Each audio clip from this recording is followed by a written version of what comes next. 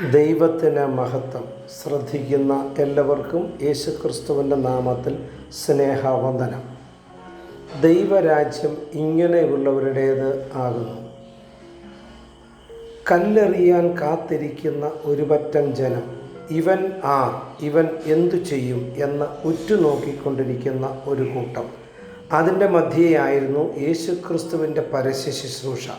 അനേകർ ക്രിസ്തുവിൻ്റെ അടുക്കലേക്ക് അടുത്തുകൊണ്ടിരുന്ന നിമിഷം ആരാവാരങ്ങൾ ചുറ്റിനും യേശുവിനെ കണ്ടാൽ മതിയെന്ന് ആഗ്രഹിക്കുന്ന ചിലർ, എന്നാൽ യേശുവിനെ തൊട്ടാൽ മതി എന്ന് ആഗ്രഹിക്കുന്ന മറ്റൊരു വിഭാഗം. അതിൻ്റെ മധ്യേ വല വീശിയവരെയും വല നന്നാക്കിയവരെയും യേശു വെറുതെ വിട്ടില്ല, ശിഷ്യരാക്കി തീർത്തു. അങ്ങനെ ഓരോ ദിവസവും അത്ഭുതങ്ങളും അടയാളങ്ങളുമായി ദിവസങ്ങൾ പിന്നിടുമ്പോൾ യേശുവിൻ്റെ അടുക്കിലേക്ക് യേശുവിനെ ഒന്ന് തൊട്ടാൽ മതി എന്ന ആഗ്രഹത്തോടെ ചില പൈതങ്ങളെ അവൻ്റെ അടുക്കൽ കൊണ്ടുവന്നു.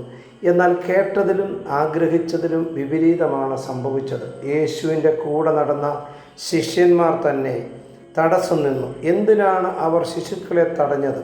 യഥാർത്ഥമായി യേശുവിനെ തിരിച്ചറിഞ്ഞവർ, യേശുവിൻ്റെ വിളി കേട്ട് ഇറങ്ങിയവർ മറ്റുള്ളവരെയും ക്രിസ്തുവിലേക്ക് അടുപ്പിക്കുകയല്ലേ ചെയ്യേണ്ടത്?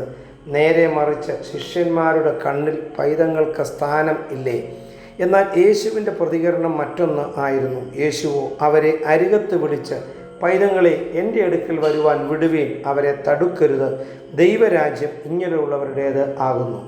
ആകയാൽ പ്രിയമുള്ളവരെ, നല്ലൊരു തലമുറയെ വാർത്തെടുക്കുവാൻ നാം പൈതങ്ങളെ തടുക്കരുത്. ക്രിസ്തുവിൻ്റെ സ്നേഹം അവരും തിരിച്ചറിയട്ടെ. പൈതങ്ങളെ ക്രിസ്തുവിലേക്ക് അടുപ്പിക്കുവാൻ നമുക്കൊരുമിച്ച് മുന്നേറാം. ഇന്നത്തെ തലമുറ നാളത്തെ വാഗ്ദാനം എന്നത് നാം മറന്നു പോകരുത്.